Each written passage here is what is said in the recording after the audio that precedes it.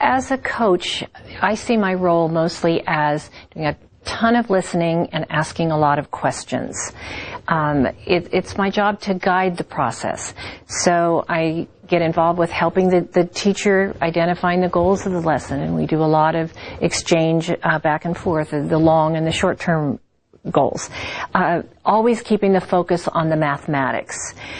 Posing those questions that throughout the process of the lesson design.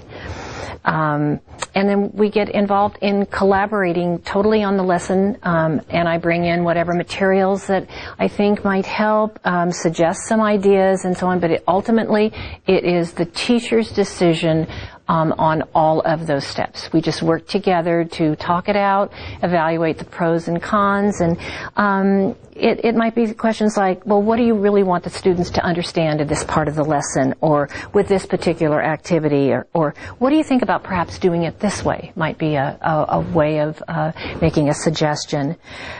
One big part of my job is to work with the teacher and whoever else we're collaborating on the mathematics. So we actually do the problems and try all kinds of different ways of, in this particular case, we got the manipulatives out and we tried to find as many different ways that we could see this pattern growing. And we color-coded them and we recorded those and trying to anticipate where the students might go with this. And so when we get totally grounded in the mathematics that way, and it helps to guide the direction of the lesson and make those decisions. Okay, where do you think the students might go with this? What might they be able to do? What might be pushing it too far? And then anticipating student responses, that was a big part of it, and especially potential problems. We had lots of discussions about that.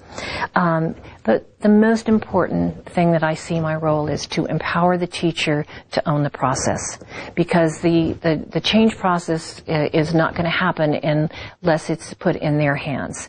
And if we really want mathematics education to change, the teacher is the most important person in this process.